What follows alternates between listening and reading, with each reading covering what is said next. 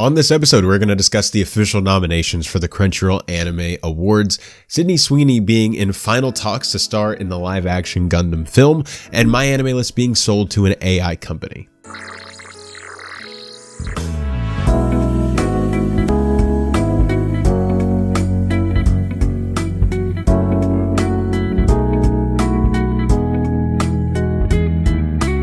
My name is King, and welcome to another episode of the Otaku Experience. I'm, of course, your host, Israel. As you can see, this is not my house.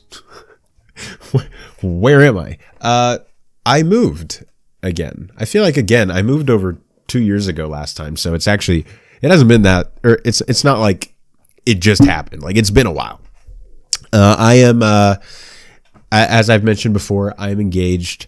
I'm getting married soon, and I've moved back in with my parents for the last few months before I get married. So, funny story, I guess I'll just explain it real quick. I was living with my brother and another roommate.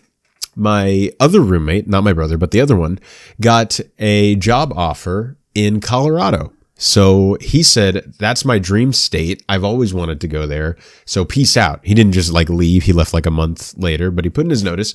And so we had that month before he left, and the month after we spent looking for a roommate. So about 2 months. Couldn't find anybody. And we did not really have the means to be comfortable. I especially didn't have the means to be saving and be comfortable and also pay for the house that we were living in with just the two of us. So him and I decided that we would go our separate ways. He would move in with a buddy of his who had a dog. We couldn't have that buddy move in with us because our house had a strict no dog policy. So he's going to move in with that buddy with the dog in an apartment complex. And I was like, I can save a lot more if I move back in with the parents. I'll definitely help with rent and I'll pitch in if I'm staying here, but I can definitely save a lot more if I go back there. So here I am. I'm back where it all started. I'm in a different room this time because my little brother took my room, or the room I used to live in. So, but I'm back in the house, and it is weird to be back. I definitely miss my old house. That was, your first house or your first place you live. And now that I've done it and experienced it, it is definitely going to be something that I'll remember for the rest of my life. And it was very important to me, and it was also a big part of my relationship.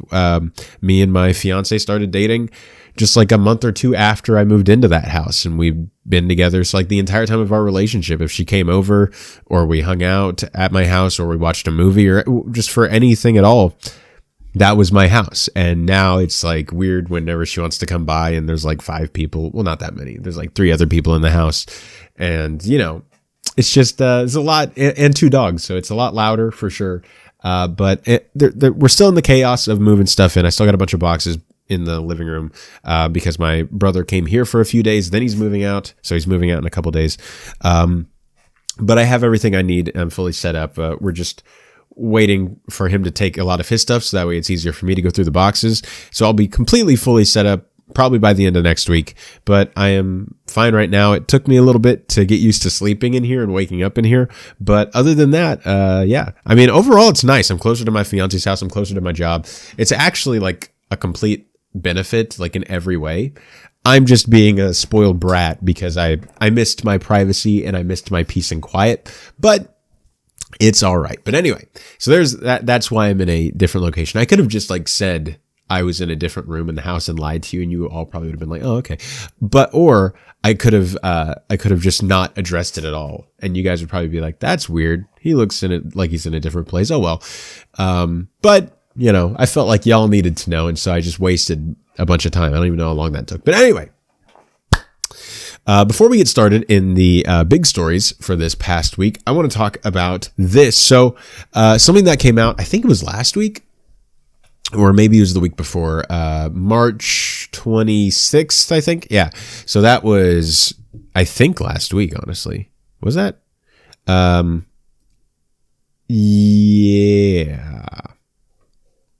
Anyway, I think, yeah. Okay. So it wasn't the weekend, but it was, it opened during the week and it played throughout the weekend. But anyway, Princess Mononoke. That's what I want to talk about. Princess Mononoke, re-released for, I think it's 20th anniversary.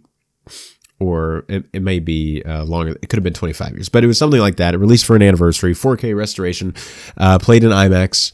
I did not get a chance to go see it. It was not playing like super near me, so I could have driven for it, but I was moving, and I also got sick, so just a lot of stuff that that kind of got in the way of that. So, and I just watched it already for when I was watching all the Ghibli films, but it is cool.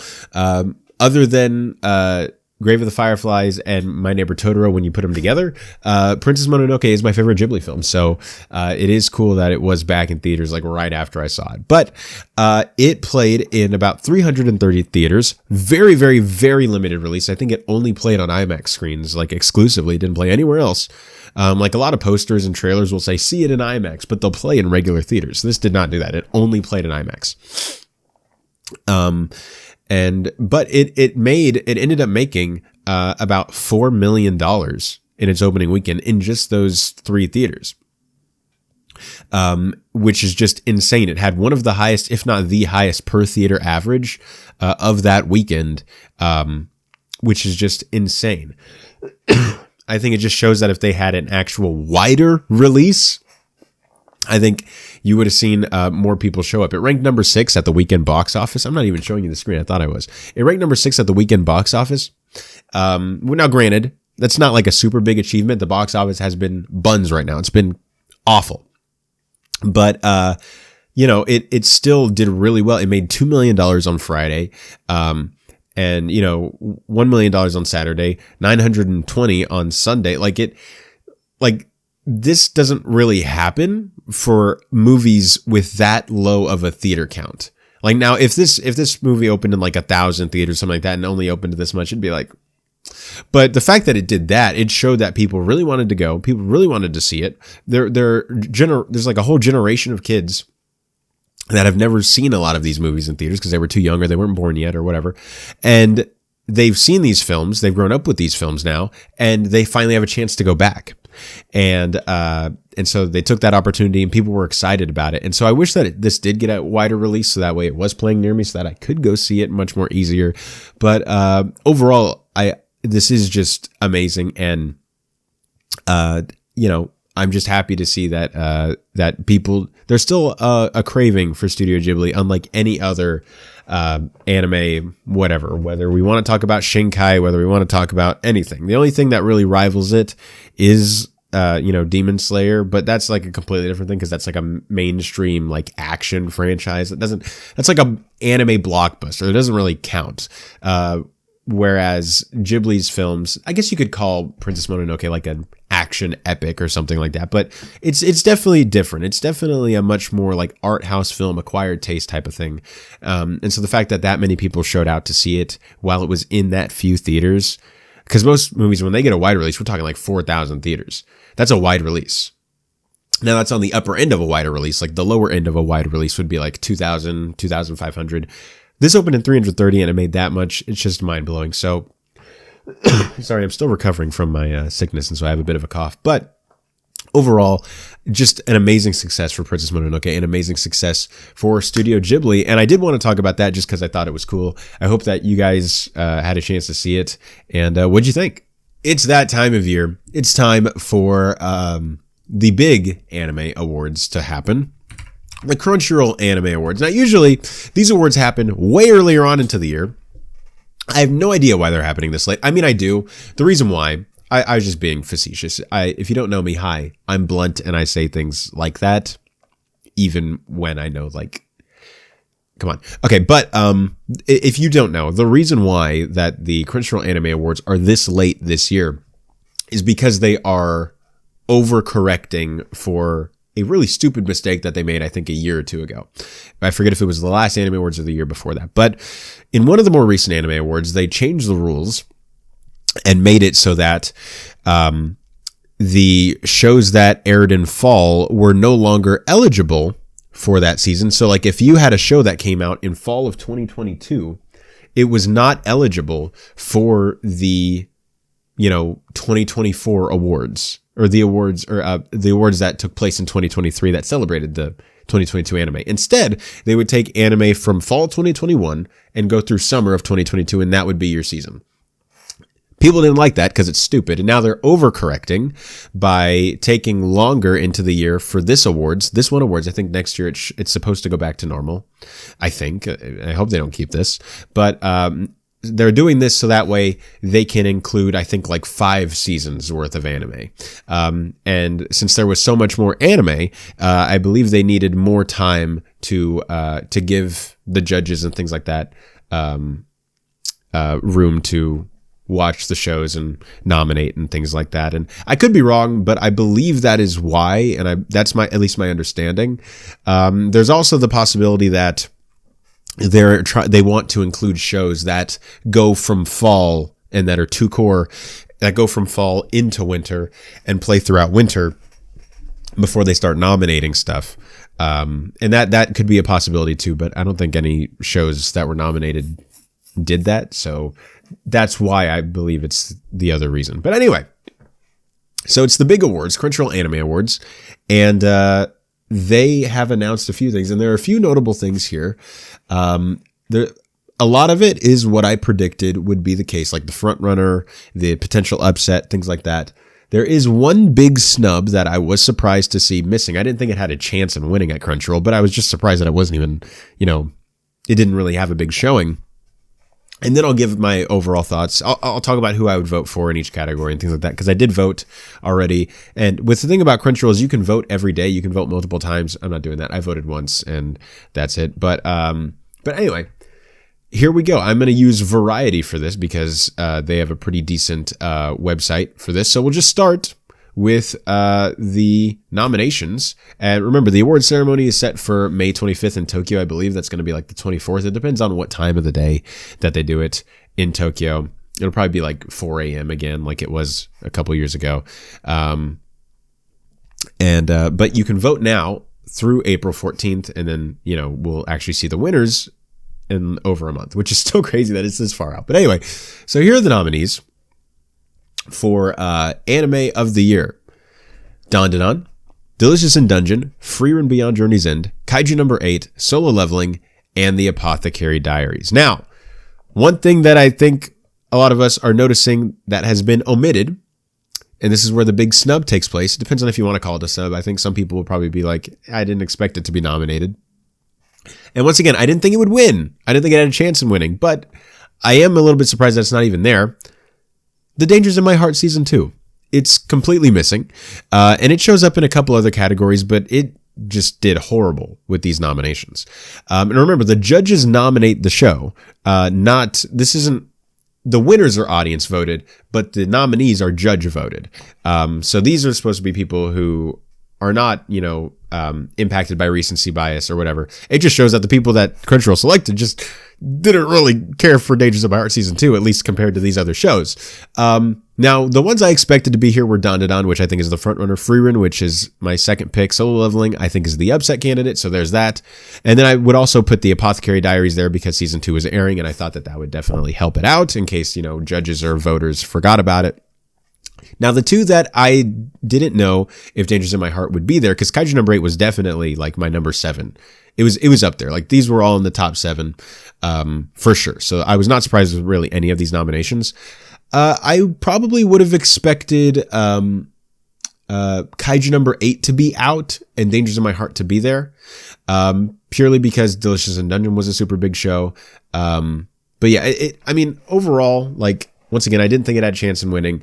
I'm not the most surprised ever because Kaiju Number 8, which is another show that I thought was like super close to the top 6 for the nominated spots when I was predicting these things, it was right there. So the fact that Dangers in My Heart missed and Kaiju Number 8 made it, not the biggest surprise in the world, but definitely like we had Dangers in My Heart, which forget just about Anime Trending, which is the one we covered. Just across the overall season, the award season, Dangers in My Heart Season 2 did really, really well. And the fact that it's just like not even here is just, it's kind of funny to me. But anyway, so that's Anime of the Year, which we'll talk about all the Anime of the Year candidates and who I think is going to win, how I would rank them in order of likelihood, how many nominations each show got, and things like that. I calculated all of that before, and we'll go through all of that. Then, and who would I vote for Anime of the Year? Do you guys know who this is? This is Israel King. It's FRIEREN Beyond Journey's End. Come on now. Film of the year. Haikyuu, The Dumpster Battle, Look Back, Mononoke the Movie, The Phantom in the Rain, My Hero Academia, You're Next, Spy Family Code White, and The Colors Within. I'm very happy to see The Colors Within here. I did kind of forget about it because I was like, oh, it's not eligible. But then I remembered it came out in Japan last year. I still need to catch up with how Crunchyroll does their eligibility requirements because every time I think I understand it, there's like one thing that I'm like, oh, I did not expect you to be in here because I didn't think you were eligible, but it pops in.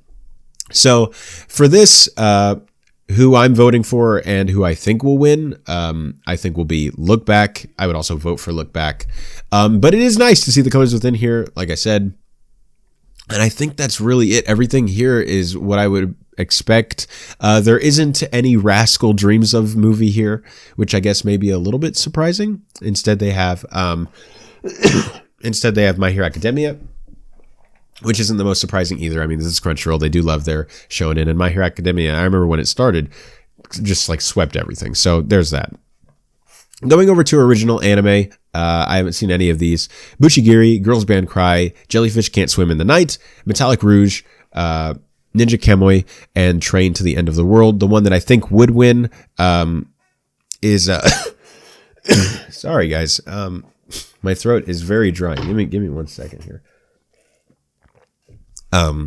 It is Girls Band Cry. That's just been winning everything when it comes to original categories, so I think that definitely has the biggest chance when it comes to Crunchyroll. Then we have these, which I'm glad that they have. I love these categories. I think that these categories are good. I forget if... I remember before they started doing this, I was like, they should do this. I don't think I ever said it on a show, but I remember for earlier Anime Awards, I was always like, they should have a continuing and new series category, and they finally do, which is very cool. So, Bleach 1000 Year Blood War: The Conflict, Demon Slayer Training Arc,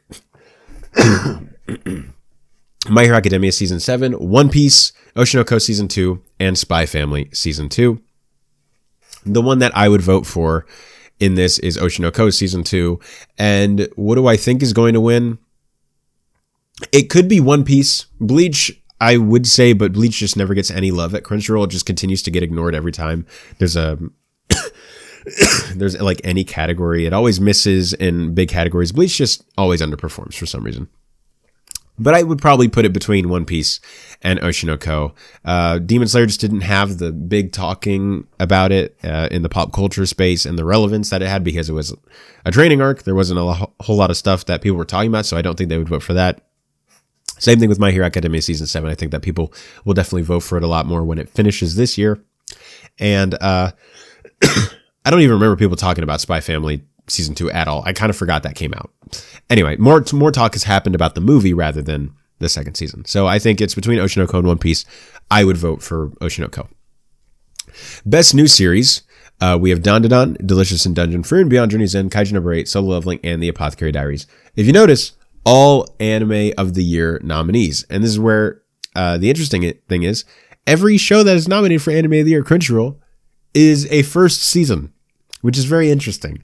I can't remember the last time that happened.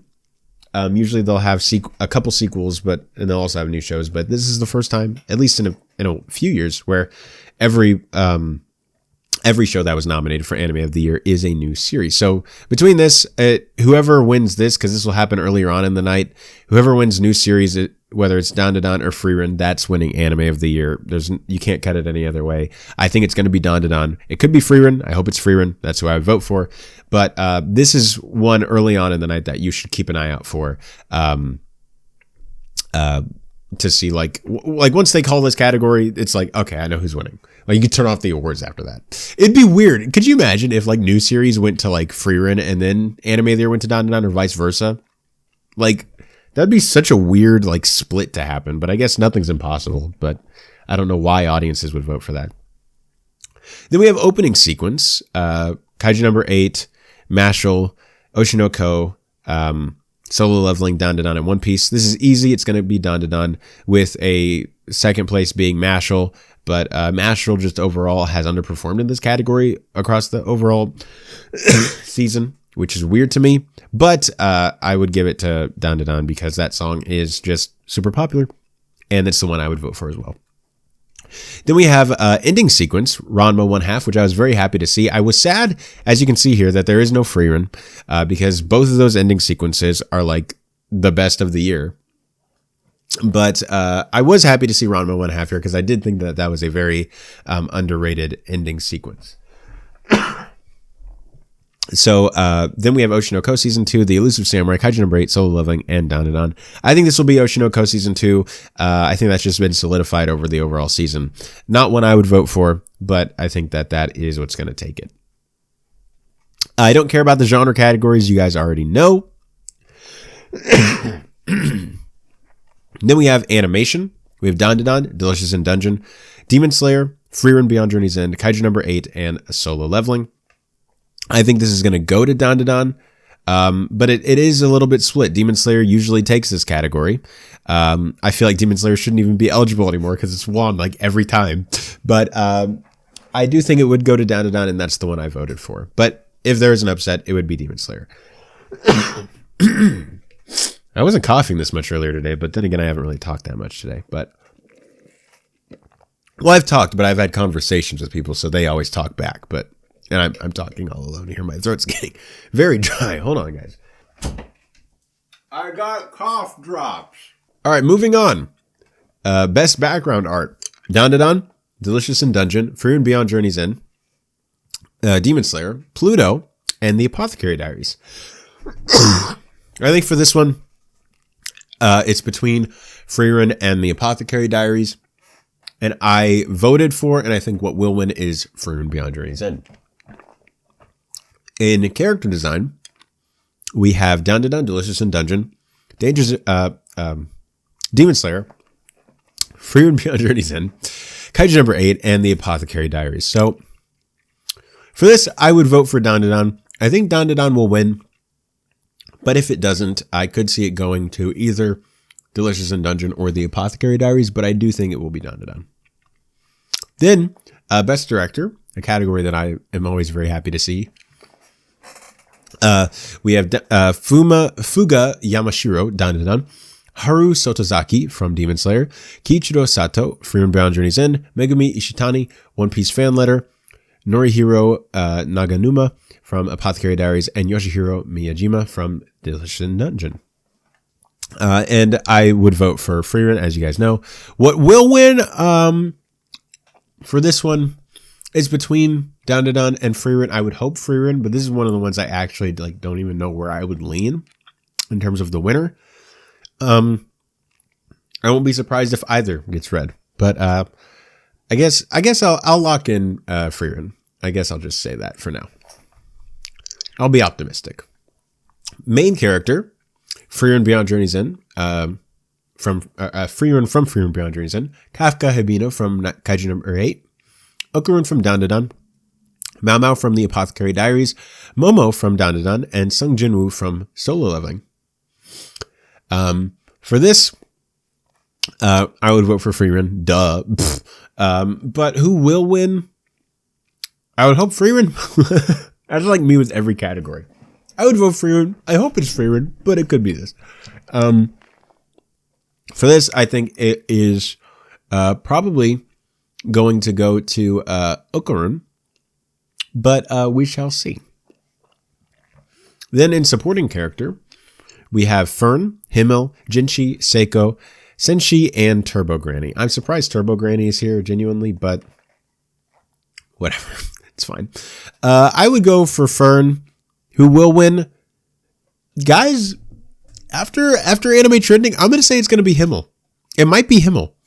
If it's not Himmel, the upset is going to be Seiko from Dandadan just because of simps. But I do think it will be Himmel. Must protect at all cost character. I don't care. Anime song. We have The Abyss from Kaiju Number 8. Bling Bang Bang Born from Mashal. Fatal from Oshinoko Season 2. Level from Solo Leveling. Otonoke from Dandadan. And The Brave from FRIEREN Beyond Journey's End. For this one, I would go with Otonoke, and I think that's what's going to win. Once again, with both opening and just the overall song category, Mashal could upset just because that song is so popular. Then best score, Bleach Thousand Year Blood War, Dandadan, Demon Slayer, FRIEREN Beyond Journey's End, Look Back, and Solo Leveling. For me, it's FRIEREN all the way because have you heard the score? It's amazing. What could win? I'm going to say this. What could win is Look Back, which could be something that a lot of people might not be looking at. No pun intended. But it could be Dandadan that just won, and Kensuke Ushio is a very popular composer in the anime community. So that could happen. I don't really see it going to anyone else. I don't see anyone else really having a chance. Then we go down to the voice artist performance in a bunch of different languages. But generally speaking, those are the overall nominations. Took us a while to get through it because I'm wheezing. But I guess I'll go through the most nominated shows and who I think is going to win Anime of the Year and who I think could upset. So the most nominated shows, at least of Anime of the Year, those are the only ones I counted. I'm not going to count the shows that aren't nominated for Anime of the Year because they have no chance of winning. But to kind of see where the momentum is going, Dandadan had 17 nominations in the major categories. I'm not including genre, voice acting, things like that. FRIEREN Beyond Journey's End had 13. Solo Leveling had 9. Delicious in Dungeon had 9. The Apothecary Diaries had 8, and Kaiju number 8 had 8. And this kind of affirms like my overall tier list that I had in my head. I would have put Apothecary Diaries over Delicious in Dungeon, but they are right next to each other, so that's fine. But everything else is exactly how I thought it would be. And that takes us to who I think is most likely to win. Most likely to win, I do think, is Dandadan still. This is Crunchyroll. They love their shonen stuff. And FRIEREN definitely does have action and fantasy, but it is also much more of a character drama. And I don't know if Crunchyroll's audience is going to award that over, like peak shonen Dandadan. And Dandadan also just came out. And here's the big upset candidate that I do think actually has a chance. Solo Leveling. Solo Leveling Season 2 is out right now. It is also super popular. And Solo Leveling had a pretty decent showing in terms of nominations. Nowhere near FRIEREN or Dandadan, but pretty decent. And so I think that there is like some weird reality where it just pops in and takes it. And once again, just keep an eye out for the Best New Series award when they actually, when the show is actually going on. And that's the winner of the night. So those are my thoughts on the Crunchyroll Anime Award nominations. Those are who I would vote for. And everything like that. Who are you going to vote for? We've been talking recently about the live action Gundam film coming from a Hollywood studio, Legendary Pictures. Studio Sunrise, the anime studio, is also working on it as well. To what degree, we don't really know. It is live action, so it might just be like a producing and kind of creative involvement, things like that. But we did get a director and writer a little bit ago, and we didn't really get much movement on anything otherwise until now. There is a rumor going on from the journalist and also scooper Jeff Snyder saying that the actress Sydney Sweeney is actually in not just in talks, but in final negotiations to star in this live action Gundam film. Now, here's I do want to say this before I give you my thoughts. None of this is official. Once again, this is a scoop. This is a rumor.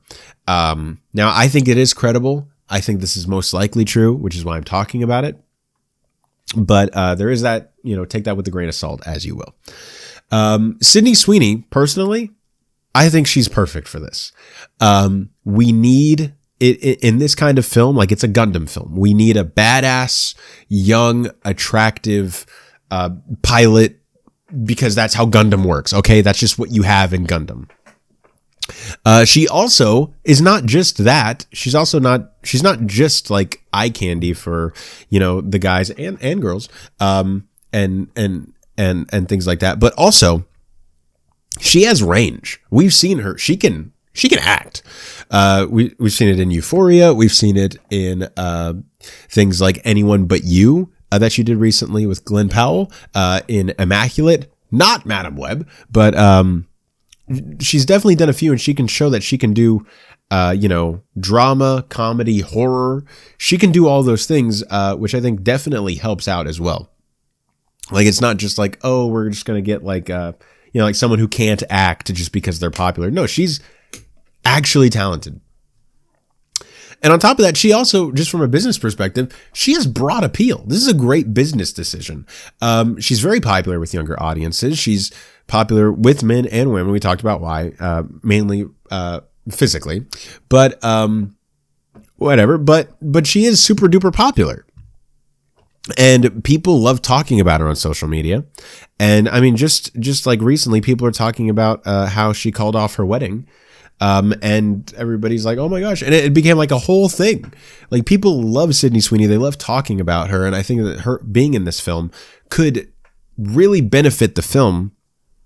And it could be like the best thing. Like, her promoting this film is just perfect. Like, you don't even have to do that much work. She's just so popular already that you don't have to do that much. She'll just kind of say something, and then people online will just blow it up into the biggest thing ever, and bam, you're marketing.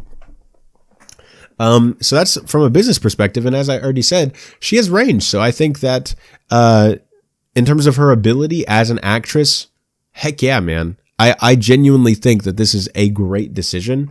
If it's true, like I said, I think it's most likely true, but there is a possibility that it's not. And this definitely ups my excitement to see the film. I haven't seen Sweet Tooth. I said that when, the writer and director Jim Mickle was attached. But Sweet Tooth has done really well in terms of like awards and reception overall from fans and critics. So that's definitely not a bad thing. That is a good thing. I just haven't seen it myself. But Sydney Sweeney being added along definitely continues to make this package be like, oh my gosh, are we going to get a good live action Gundam movie? And it seems like we might. So we'll see how this continues to go forward. But overall, yeah. What do you guys think? If Sydney Sweeney ends up actually being connected to the Gundam film, for you guys who have seen a lot more Gundam stuff than I have, how do you think this fits? For me, with the modern Gundam stuff that I've seen, I think that this is a perfect fit for a Hollywood adaptation, but that's just me. So MyAnimeList, the biggest anime fandom website where you can log what you're watching, you can talk to other people about what you're watching, you can find what to watch. It's just like the biggest thing. It's like the biggest website for anime, right? Well, there was news recently about MyAnimeList being sold. Now, it wasn't like officially sold. It's not like someone owned it and sold it to someone else, but rather the company that had the most shares in MyAnimeList sold their shares to someone else.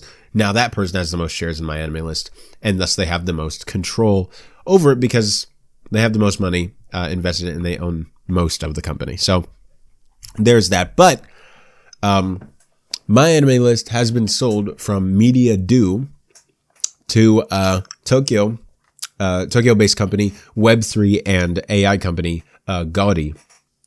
And the thing about Gaudi and the thing about and the reason why a lot of people, including me, are opposed to this is because Gaudi is an AI company. And what Gaudi does is they use AI to create something called fan nations, which are basically just like forums, community posts, things like that, so that like the fandom can get together and be like, blah, blah, blah, what'd you think of that new episode of whatever?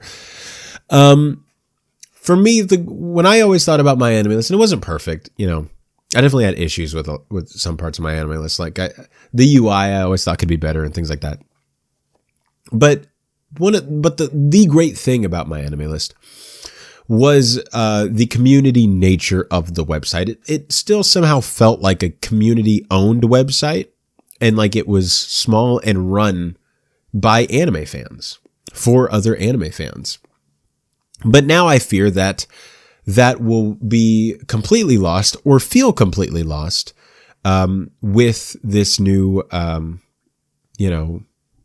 purchase, I guess, of MyAnimeList, or at least most of its shares. Personally, I have no interest in using a community, a platform that's for the community and for the fandom when it's designed and driven by AI algorithms and,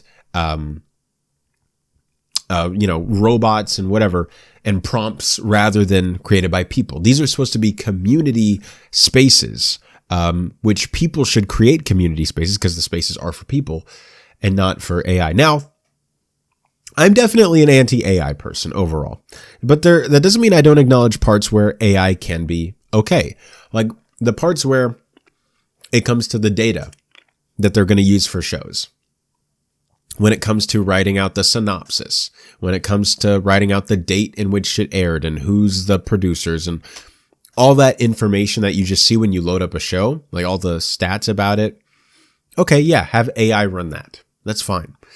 But as soon as you have AI be like, all right, let me create this cool forum for people, like that enters the people, the personal, the creativity aspect of the website. And the reason why many people loved the website, and suddenly that will feel, at least to me, that'll feel inauthentic now because it's no longer run by people. And maybe it hasn't been for a while, but it always felt like it did. But now that we know that it's just straight up ran by an AI company, it's like, well, okay. Now, so that's kind of the split I am. Now, personally, I'm going to be switching fully over. Let me load it up here. I'm going to be switching fully over to AnimeList, which I've used before. I do like AnimeList, but I would always use MyAnimeList as well. I would use both. And so here's AnimeList, here's forums, here's all the shows I'm watching, here's the shows that are currently airing. They have a countdown to the next episode. These are other shows that are in my anime in progress list that I haven't finished. Kind of exposing myself here. He still hasn't finished Bleach? No, I haven't. Give me a minute, all right? And things like that. And you can look up stuff. You can go to the anime list section. All right, don't look at that. You can go to the manga list. You can go to, you can browse like the top rated and airing stuff right now. And you can go to the forum section. You can read all these forums and it's cool. And they're all user created forums. Like these users just write a question and then people just be responding to stuff. All community stuff. And it's great.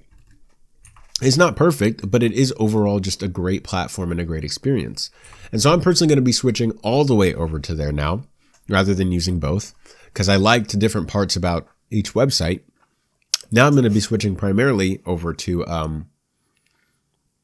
AnimeList. I will still be using my AnimeList for stuff for the show, for my channel. When it comes to data, when I want to see, because my AnimeList is still it's still the biggest of these types of websites. That means that most people are going to be logging stuff. So it's good to see what most people are watching based on my AnimeList. It's good to see what's popular based on my AnimeList. It's great to see what the overall consensus of a show is by using my AnimeList. And I do really like news stories that my AnimeList does, that their articles do.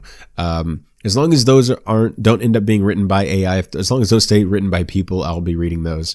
So I'm not completely done with my AnimeList, but I'm mostly done with my AnimeList. And not everybody's going to do that, but personally, that's me. I just get an icky feeling from this, and I don't want to be using something that's supposed to be designed by people for other people. When it's designed by an AI thinking it knows what people want. And maybe it will, maybe it does, but that doesn't sit right with me and I don't like it. So personally, I'm done with my AnimeList because of this new, purchase. But what do you guys think? So we've been kind of lost in the sauce a little bit about Demon Slayer and the Infinity Castle movies that are going to be coming out. First one coming out this year. Now we kind of completely forgot about Chainsaw Man, or at least to me it feels like that. But Chainsaw Man is coming, and we're getting a movie this year. In case y'all forgot, we're not getting a season 2. We're getting a movie, a theatrical experience. And here's what's up with that. we're getting an official release date for October 29th here in the United States. The film will be opening on September 19th in Japan and in over 80 countries on September 24th. So most people will see it about a month before we get it in the US. So got to steer clear of spoilers because people just be filming stuff in the theaters these days. I think that this is a good release date personally. And the reason why is this. I think that this release date primes Chainsaw Man to springboard off of Demon Slayer's success. Demon Slayer is going to bring anime in a huge way that we've probably never seen before in our entire lives to the big screen. It's going to be a massive event. And it's just the first movie. There's 2 more coming out. Okay. But it's going to be this huge cultural phenomenon over the summer. It's going to be insane. Then Chainsaw Man gets to come out. Hey, you want a little bit more of an adult anime? You want one that's a little spookier? You want one that is weirder from the creator of Look Back? Come on now. Chainsaw Man, Reese, in theaters, blah, blah. Another great thing is it doesn't even get to compete with Demon Slayer. Like, it just gets to take all that good stuff that Demon Slayer is going to do for it and just be like, all right, great, and we're going to open over here. It's got a perfect release window because there's demons and stuff in the movie, so it's a little spooky, so it's good for the spooky season. Now, granted, in the US, it's coming in after, basically at the end of the spooky season. It's opening, on the weekend of Halloween.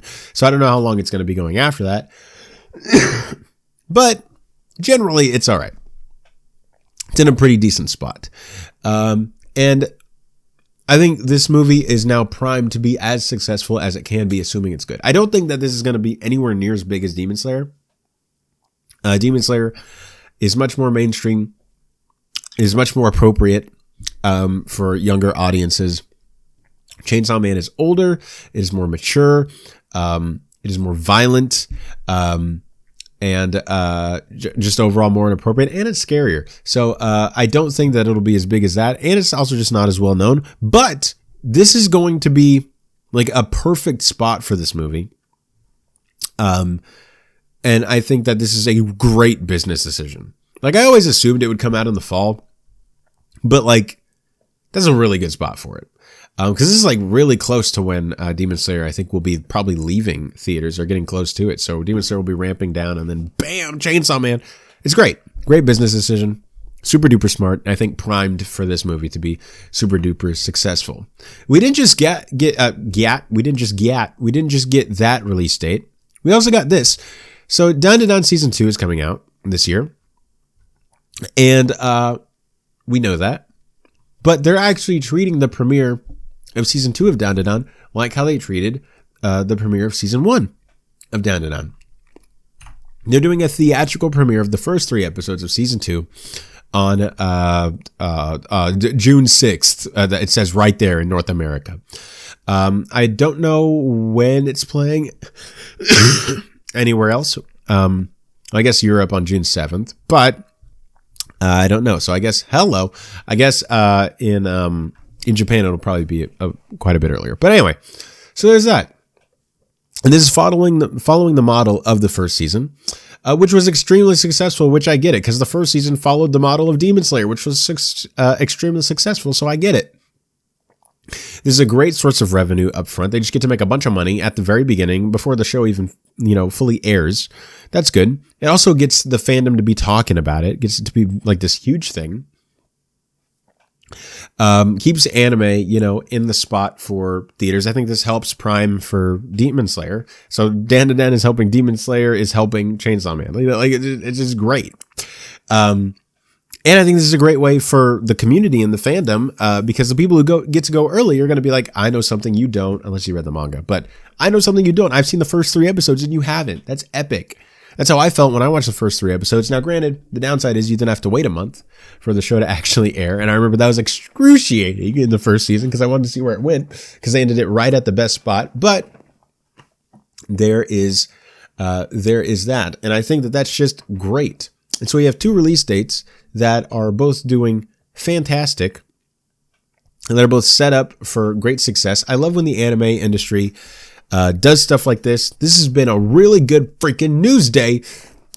news week for anime. So something that happened over this past weekend that is, just disgusting to me is the Studio Ghibli AI art trend, where people, at least for me, I saw it on Twitter. That's just where I'm at, but I assume on a bunch of other websites and platforms, people would, take real life images and create Studio Ghibli art in this app that used AI to, generate whatever. Anyway, so that happened. That trend happened, and most sane people like me were like, "Ooh, that's disgusting. Why are you doing that? So please stop." And it seems like it's mainly died down, so that's good. But then there was this where we got this cease and desist letter from Studio Ghibli, or what we thought was a cease and desist letter from Studio Ghibli, and I'll read it to you right now. And it says, "Dear Ghib Studio LLC, we are legal representatives of Studio Ghibli, the world-renowned animation studio responsible for original motion pictures such as Spirited Away, My Neighbor Totoro, Princess Mononoke, and others. Studio Ghibli is the exclusive owner of all associated intellectual property rights, including visual style, character likeness, thematic elements, and trademarks. It has come to our attention that your company has developed and publicly launched an application under the name GIB, described as a photo sharing app that turns all photos into Studio Ghibli art style images. This product appears to heavily borrow from Studio Ghibli's artistic style, branding cues, and thematic presentation, and it references our studio by name in marketing and promotional materials. Please be advised that this constitutes unauthorized use and misappropriation of Studio Ghibli's copyrighted works, trade dress, and brand name, and it is likely to cause confusion among consumers regarding endorsement, sponsorship, or affiliation, none of which exist. Accordingly, we demand you immediately cease and desist all use of Studio Ghibli name, references to its style, characters, or films, and all promotional, descriptive, or functional aspects of your app or business. Terminate the availability and distribution of the app GIB on all platforms, including but not limited to the Apple App Store, Google Play, and any other third-party marketplaces. Remove or take down all marketing materials, websites, and social media content that reference Studio Ghibli or utilize similar visual elements. Provide us with written assurance within 7 days of the date of this letter confirming your compliance with the above demands. Failure to comply will leave us no choice but to pursue legal remedies, including seeking injunctive relief, statutory and actual damages, and attorney's fees without further notice. This letter is not intended to be a complete statement of Studio Ghibli's rights, all of which are expressly reserved." Okay, so that letter came out. It says on March 27th, so this was a little bit ago.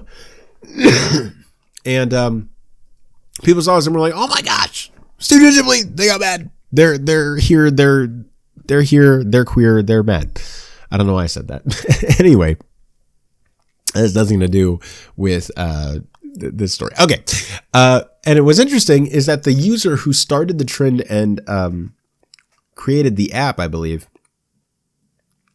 they were the one who posted the letter and were like, "Oh my gosh." Which is interesting. But now Studio Ghibli has come out and denied that they have done anything. So I'll just say this. I've already kind of said this before, but I'll say it again. This trend was stupid and disgusting. Not just in general, which it was, but specifically for Studio Ghibli. For the work of Hayao Miyazaki, Isao Takahata, even Goro Miyazaki, Toshio Suzuki, and many others who've worked on Studio Ghibli films. This just completely misses the point of what made Studio Ghibli's art so beautiful in the first place. And what makes it so beautiful in the first place is how human it is, how pro-human it is, how anything anti-human it is. This trend also speaks to larger societal problems. And, us fans who were upset about this, we're not just trying to gatekeep Studio Ghibli's art style. We're upset that, that there's no reverence for art anymore. I saw this one post where this guy took a picture of his girlfriend, put it in the GIB app, and sent her an AI version of herself in the Studio Ghibli art style. And she was like, "Oh my gosh, thank you. I love you." And it was like, bro, just draw her yourself. Oh, you're not talented? Okay, then find another way to flatter her. Okay, don't resort to, I have no idea why she even found that, sweet. Is a robot. Okay, I'm going to have my robot draw this. That robot doesn't have any feelings. It doesn't have any emotion. And it doesn't have any, reason for drawing anything. When I watch, and I just did like a whole ranking of these movies in a previous episode, so you can go watch that or listen to it. When I watched all the Studio Ghibli movies over the course of about half a year, I learned something about Hayao Miyazaki specifically. I learned something about all the directors and producers who worked on those, but specifically Hayao Miyazaki. And it is that animation, to actually make art and to actually, and specifically animation, is a very painful and unpleasant experience. But it is a necessary one to express oneself. That's the reason why, Studio Ghibli is the studio that it is, and it has so much reverence when you say its name, because it's connected to people on such a level that, like, if this AI trend was what Studio Ghibli was the whole time, like, it'd just be like, okay, whatever. Yeah, looks nice, I guess. Okay, whatever. As soon as the human brain, and people act like we can't tell. I can tell. So I know you can tell. The human brain can tell when there is actual emotion and authenticity behind a thing versus when there's not. When it's just automated and it's just a prompt and it's just doing whatever it thinks it is to be cool and trendy or whatever.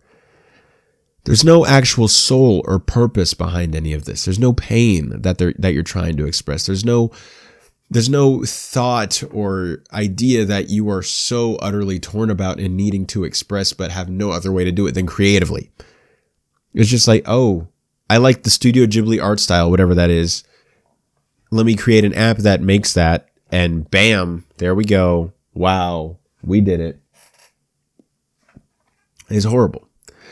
Now, regarding the letter, I can tell that it was fake just from the first paragraph, where it says the world-renowned animation studio responsible for, blah, blah, blah. That to me, that just doesn't sound like Studio Ghibli. So it's like, yeah, that's fake. But maybe it could have been, maybe it could have been Studio Ghibli, but, I don't know. That first paragraph does not seem like how Studio Ghibli would talk. Also, I don't know why because at least it seems like we found, like this letter originated from the user who posted on Twitter, the person who created the Gib app and then posted this being like, the Studio Ghibli, and I don't know if they created this letter and then posted it. That doesn't seem right. I don't think they did that. I think that someone else probably created this letter, sent it to them, and then the user thought it was official and then tweeted about it. If the user did create this letter, why? Like, I genuinely don't know what that could be, other than to be like, I'm being persecuted, blah. But I'm just so disgusted by all this. Could Studio Ghibli make a real cease and desist letter, and should they, and can they even? Should they? I would say no. I don't think them saying anything would really stop anything. You might be able to stop like the Gib website or the app, but I mean, the cat's out of the bag now. People just are going to do this forever, and you can't like cease and desist every person who's ever done this. Even though I wish you could. And can they? Maybe. Like I said, it's not really feasible to stop the whole trend, but yeah, I mean, you can definitely stop like an app that is supposed to create a Studio Ghibli art style. You can't see my quotations. A Studio Ghibli art style that uses its name, that is like marketed as such and very obviously just designed to create, what looks like a Studio Ghibli movie when you're not Studio Ghibli. So they could definitely do some stuff there. But once again, the cat's out of the bag. So there's that. And also, I don't really see a point anymore. The trends died for the most part, and that's a good thing. So I don't really see the need for them to actually pick a fight with any of this. But I don't, if someone says they're a Studio Ghibli fan and they use this artwork, I just don't believe them, because like, I don't know how you could watch like Studio Ghibli's work and then use this art and be like, yeah, cool. My tongue is red from the cough drop. That's weird. But I don't see that. Like, you're not a fan to me. Like, if you've seen that video where they show Hayao Miyazaki like AI art and being, it doesn't exist, but AI art and being like, this is what we want to do. And Hayao Miyazaki's just like, this is an insult to life itself. Like, there's no suffering. This doesn't understand. There's no struggle. There's no anything. I don't feel anything. This is completely empty. It's hollow. It means nothing. Then and you call yourself a Studio Ghibli fan and you want to use this? Nah, I don't believe you. So I'm glad that this trend seems like it's dead. And because it was disgusting, but Studio Ghibli denies that this was them with this letter. Do you think that they're lying? Do you think that they actually wrote that letter? Do you actually believe him? And let me know your thoughts on all that. So something I've been talking about since the first episode of the Otaku Experience is just how big the anime industry is becoming, and it will just continue to keep growing. And there is now a Wall Street firm prediction of where anime is going to be by the year 2030, and it's expected to grow by $16 billion with Crunchyroll and Netflix, like leading the way on that. So I want to kind of go over this because I think this is interesting.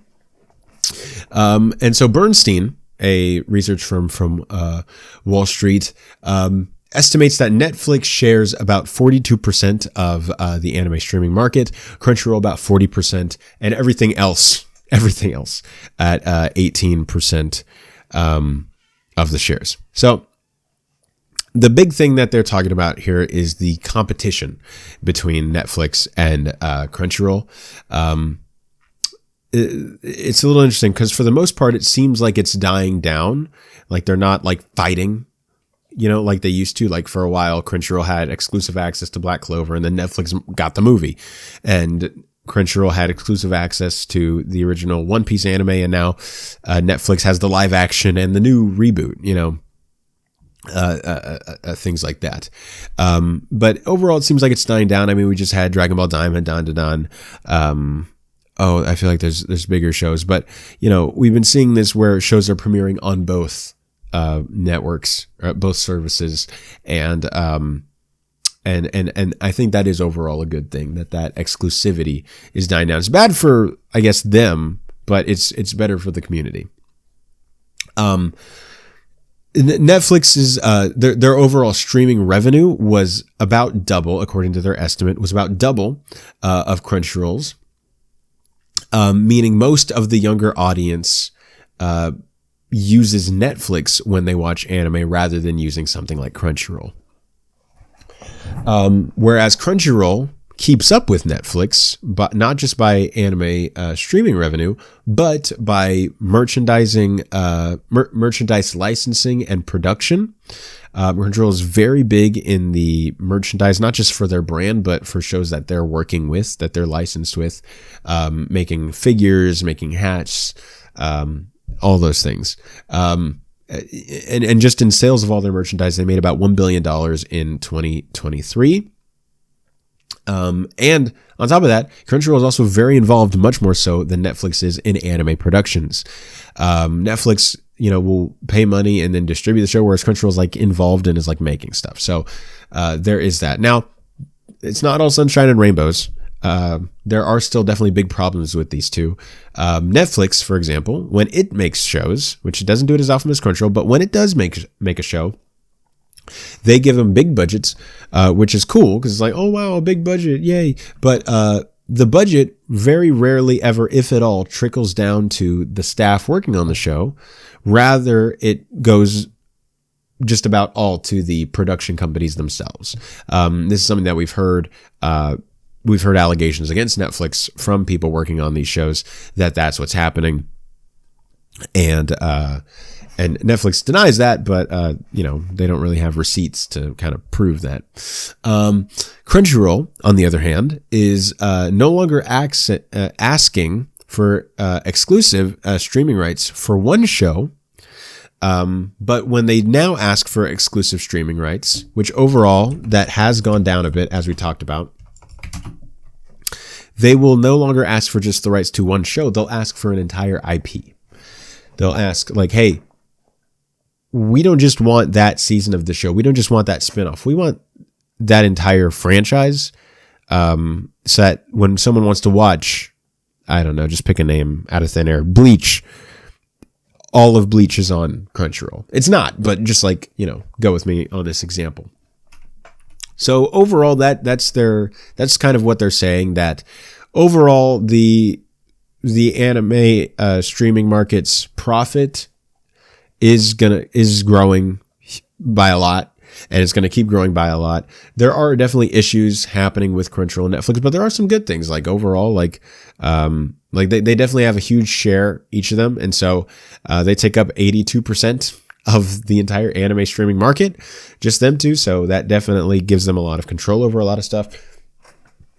But I think when they work together, or when they acknowledge that what's better for my competitor can be better for the overall industry, then things are better in general. But when they're like, I'm going to fight for just my own stuff, things get worse for everybody. And so there is that balance going on. But they do seem, at least in terms of financially speaking, that the anime streaming market is, set to grow. Like I said, 16 billion in 5 years. So that's pretty freaking big. And once again, it just shows that the anime industry just continues to grow, and that people are watching it and people are loving anime, and more people are becoming anime fans every single day. There's no keeping up with the anime community or audience rankings this week. Both, regarding audience rankings, both Anime Trending and Anime Corner have finished their weekly rankings, and we will instead see their overall winter 2025 rankings, I believe, next week. So we should be able to see that. But what we do have are the Japanese rating. That's right. Remember, these are from the Kanto region. About over 40 million people live there. And so they use this to see what Japanese audiences are most likely watching nationwide. So big ones that we should keep an eye out on is the Apothecary Diaries, which is, we already know, is a huge show in Japan. Got a 3.3% household rating. We got, what is this? Bon Vamp. Oh, this one.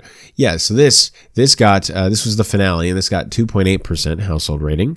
One Piece, the final episode in this time slot before it moves, got a 2.5% household rating. We'll see if that rating continues or if it drops off a bit in its new time slot. We'll just see where they're going with that. And Blooming Bureau, 2.4% in its finale. And that is everything regarding the Japanese audience ratings. All right, it's that time. It's the end of the episode. This is where we go over all the little stuff that I didn't really want to talk about, primarily anime announcements. I don't really want to make big stories out of this stuff, but I figure that we should talk about it. And so we do have quite a few anime announcements that came out this week, primarily sequels to Winter 2025 anime that just ended, starting with MyAnimeList. It's getting a second season. We don't have a release year, but because they already announced it, I assume it'll be sometime next year, probably in winter. So we'll see MyAnimeList season 2. Then we're getting a second season of Blooming Bureau, which we just talked about in the Japanese ratings, and it's scheduled already for winter 2026, so we'll see it in just 1 year. Shangri-La Frontier Season 3 is in production. We'll see when that happens. The first season came out in fall 2023. The second one came out in fall 2024. So they have been able to keep up that year to year, at least between the first and second season. We'll see if they can keep it up by the time they get to the third season. We do know that it is infamously hard to keep an anime going after like the second season, and production just becomes hell after that. So it might get bumped to like spring or summer of 2026. So we'll just see how it goes. But yeah, we'll just see what happens. And then I don't know if it's going to come out in fall this year is what I should say. It might, but we'll see. And then we have, especially because these seasons are like 25 episodes. Then we got a season 2 announcement for summer 2025 for Toilet Bound Hanako-kun season 2. So this is the second part of that. We finally got a release season. At least I don't think we had one before, but now it's official. That is coming out in summer 2025. And there's all of that. And guys, that'll do it for this episode. Thank you so much for watching. The show is also on Spotify, so you can listen to it there if it's easier for you to listen than watch. There are links in the description to all my social media if you want to keep up with me outside of the show. And if you're new to the network, remember to subscribe so that all the new episodes of this show and other stuff that we do here show up in your feed. I'm going to go rest my voice now. I will see you all next time.